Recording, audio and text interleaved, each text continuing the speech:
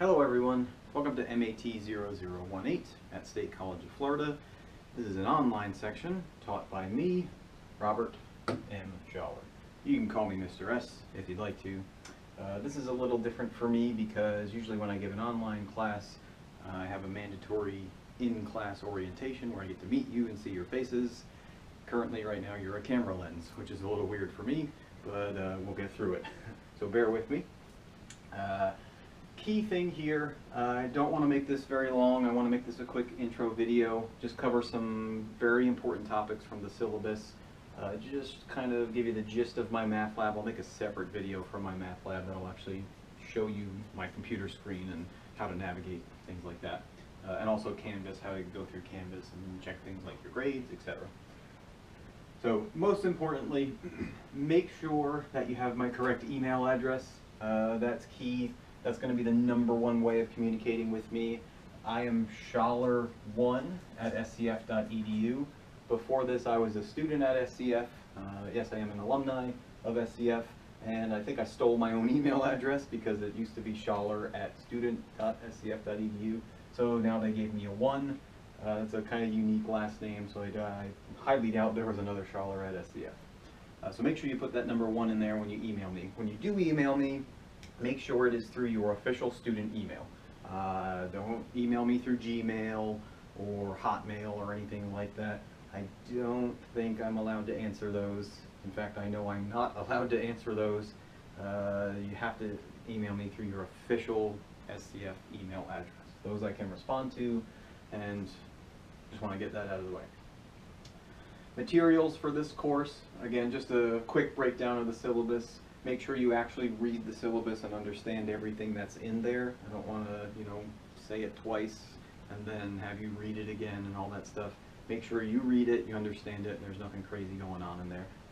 Yeah, it is like a contract between you and me. So if something goes haywire and you say, you go, hey, I never had to take this exam, I say, yeah, you did, it's in the syllabus. Or if I say, hey, you've got to take an extra exam, and you go, wait a minute, that's not in the syllabus, then you proved me wrong. So make sure you read the syllabus and you understand the things that are going on in there. But the key points, the most important things that you need are materials. What do you need to take this course? What do you actually need to complete this course and be successful? The one thing you need, being that this is an online course, is a computer or a tablet. I've had some students be successful using my math lab or navigating through Canvas or everything on a tablet. Just be careful because some software doesn't like to play nice with tablet software, so be careful.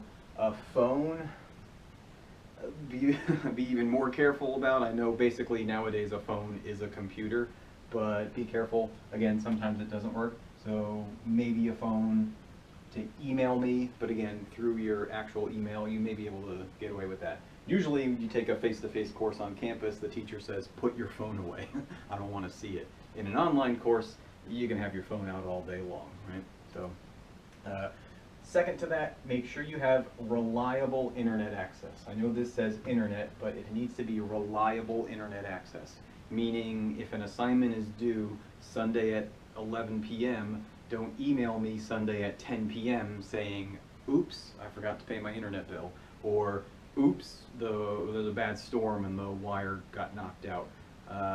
You've had all week. You've had the entire week prior to that to finish that assignment. Not because it's due at 11 p.m. doesn't mean that you have to work on it until 11 p.m. So you need reliable internet access so that you can complete these assignments on time. Life comes with due dates. I have to stick to those due dates. There are no makeup exams, there are no late assignments that will be accepted for credit, and that's department policy, also my policy. Everyone has to pay taxes by April 15th, so it is what it is. Make sure you're on top of things. My Math Lab software, that's going to have to be purchased. The My Math Lab software is, don't quote me on this, roughly $100 from their website. Again, when I give you the My Math Lab walkthrough video, I'll show you how to get to that. You can also purchase it in the bookstore with your financial aid. If you want to take a free trial of it, you can find on their website a free trial for the software, which will let you log into my course. Again, that's the code. I'll talk more about that later. But if you do that, be careful. You can't just log in, work through 8 weeks worth of work, and then say, hey, I finished, I don't have to buy the software, haha, I cheated the system. Doesn't work that way, because at the end of the course, when I go to compute your grade, it will not allow me access, because you have not bought it, and it won't give me any of the tools to see you as a student. I have to give you a 0. And prior to that, if I see that you've only bought, or you haven't bought, and you only have the free version, I'll have to remove you from the course. So make sure you buy it, within that first week, or at least within that first week. Start your free trial, and then buy it very soon after that, so you can stay enrolled in the course. Again, that's just policy.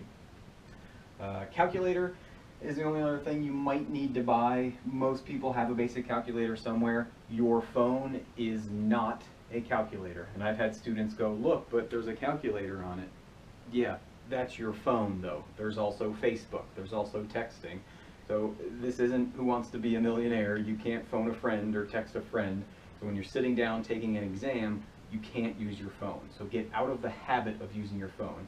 Even when you're doing your homework, I recommend students just get the phone out of the way. Because if you're sitting down working on your homework and something pops up and it says, oh, you know, so-and-so is going to the beach. Well, forget the homework, I'm going to the beach. Then what just happened to your homework, right? Your calculator wouldn't tell you to go to the beach. So it's not a calculator. Your phone's not a calculator. Buy a basic calculator. It's very cheapest one you can find. If it's got plus, minus, division, and multiplication on it, that's about all you need. Maybe a square root. If you can find a calculator with a square root, then you're in business. But it doesn't have to be anything fancy. The one thing you can do that's a little fancier than that, if you know you're going to be taking statistics, or college algebra, or pre-calculus, or trig, or something like that way later in the future, a TI will be very useful to you. You may want to invest in that now, and you can even get a used one, but it's a little overkill for this course and the next course, but it'll be useful later on in the future. I'll say, this is my recommendation, if you can find it, is a Texas Instruments, the TI-84. Basically, the standard, the bog standard for all of math courses throughout your undergraduate. Next important thing I want to talk about on the syllabus is grades. So if you're concerned about grades, don't be. The biggest thing that I want you to be aware of is this is the biggest part of your grade, the MyMathLab work. The way I have MyMathLab set up is you have an unlimited number of attempts, so there's no reason to get things wrong. The MyMathLab software, when you do purchase it, you're not just spending $100-ish to do homework problems. You're spending $100 to get access to the textbook, an electronic version of the textbook. You get videos by the author who stands in front of a whiteboard and works examples for every section. I get a lot of good feedback from my students that they love those videos because they can pause, rewind, go back through.